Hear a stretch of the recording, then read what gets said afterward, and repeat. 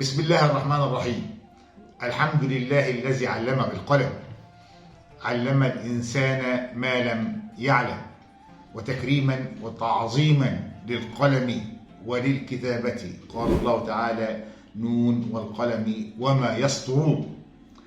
أهلا بكم وكل سنة وأنتم طيبين. احنا النهاردة الجمعة التي تسبق بداية شهر رمضان الكريم إن شاء الله، فكل سنة وحضراتكم جميعا بخير وطيبين، وربنا يعود رمضان على جميع الأمة الإسلامية باليمن والخير والبركات. وبهذه المناسبة الجميلة الحلوة عايزين نكتب لكم رمضان كريم. يبقى إذن برهة صغيرة ونعود إليكم إن شاء الله. يبقى احنا هنبدأ هنعمل هنا الراء الخنجري. عندي الجزء ده بيبقى مقداره ونقطتين.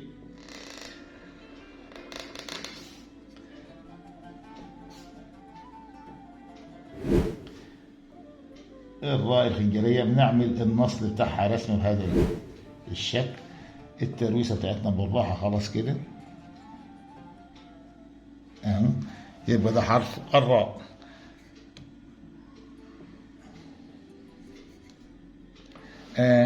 عندنا يعني الميم يمكن فيه أكتر من شكل، لكن أنا فضلت إن أنا ناخد هذا الشكل من أشكال حرف الميم كحرف ميم مبتدئ متصل. أنا أجيب من فوق من هنا وهنمشي بهذا الشكل. الضاد 3 نقاط وبننزل 2، والاستعداد للاتصال بناخد منها. للضاد أو الصاد سنة عملناها.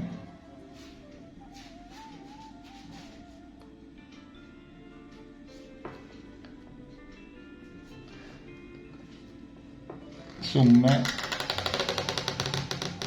الدوران بهذا الشكل للاستعداد للطلوع بالألف بهذا الشكل.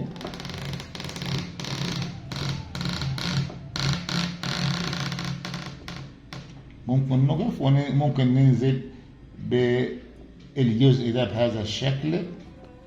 إذا الكاتب استحسن إنه يعمله يعني ما فيش مشكلة، بيدي برضه كده شكل.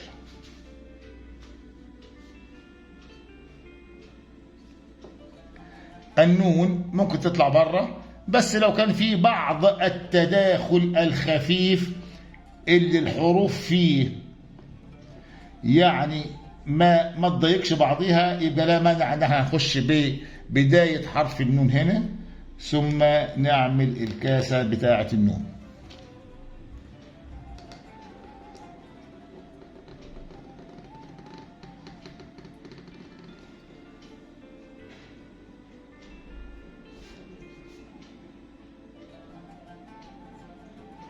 اللي هي مقدارها واتساعها 5 نقاط. ثم نعمل الكاف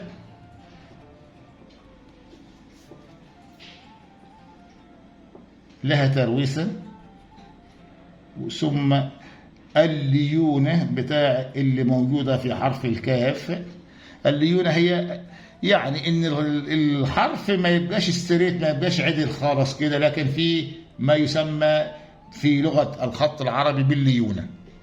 ثم بنفضل ان احنا نعمل الراء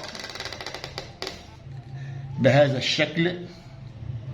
الجزء ده بناخده برضه رسم كده اهو، وده بنكمله معاه بهذا الشكل.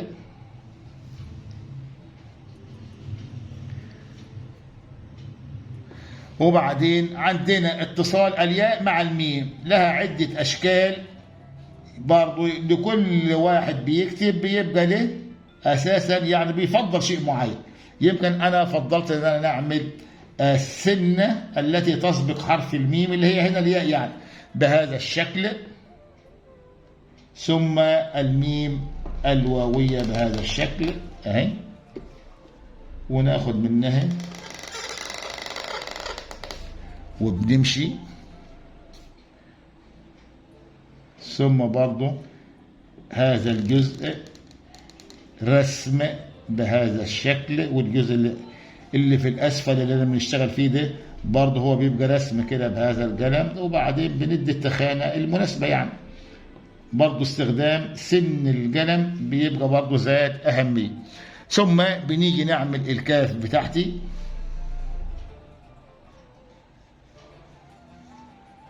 الكاف هنا أنا بنمدها زي ما أنا عايز،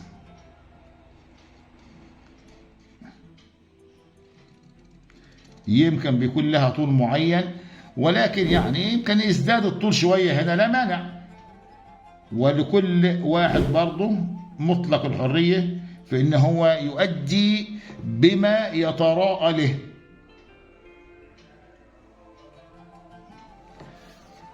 نبدأ نحط النقاط الخاصة به بتاعت الكلام، يعني يبقى أنا عايز هنا ضاد، رمضان يبقى برضه نون، كريم بيفضل يعني نشوف انا المكان الفاضي هيبقى فين، يمكن هنفضل ان احنا نحطهم هنا عشان برضو الى حد ما تبقاش الدنيا زنقه بعضيها. وبعدين نيجي نحط بقى التشكيل، را يبقى بالتاكيد انا عندي هنا فتحه بهذا الشكل، را ما، والضاد كمان يبقى عندنا فتحه كمان بهذا الشكل.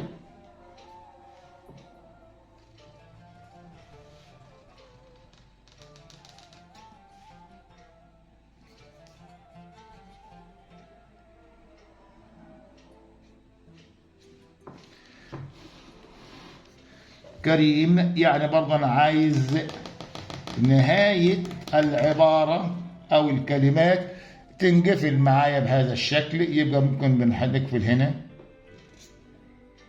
بسكون بهذا الشكل على أساس إنه وقفت عليها يعني. طبعا التشكيل اللي هو الأساسي والتشكيل الفرعي إحنا بنستخدمه، بس نستأذن حضراتكم إن إحنا برضه بنجيب أقلام أقل في الحجم من اللي احنا بنكتب بيه عشان نعمل بيها التشكيل. يبقى احنا بنحط هنا ما يسمى مثلا فرضا بالميزان بهذا الشكل، ممكن هنا شولة ولتكن أكبر شوية بهذا الشكل. مع احنا طبعا ده الكتابة اللي هي الجلي يعني اللي هي الكبيرة شوية، فبنبقى عندنا يعني شيء شوية من الحرص واحنا بنكتب، علشان ممكن الكتابة هنا ما تكونش نشفت لسه، فمش عايزين برضو ايه حاجة تلطش في التانية يعني. آسف جدا. يبقى برضو اهو بنيجي هنا نعمل ميزان تاني بهذا الشكل اهو. يمكن عندنا نقطة حبر هنا ناخدها كده بالراحة.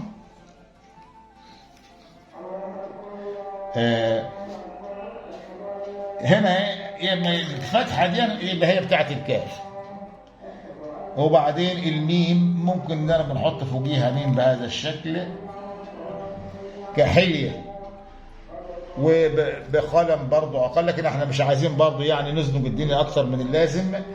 يبقى هنيجي برضو هنا اهوت نعمل ميزان تاني كده. الضاد عشان تحتها فاضي شويه ممكن ان احنا بنحط تحتيها صاد صغيره كده اهي، على اساس يبقى كله ماشي مع بعضه كده من تحت. شوله صغيره هنا، وهنا برضو شوله او ضوفر بالشكل ده.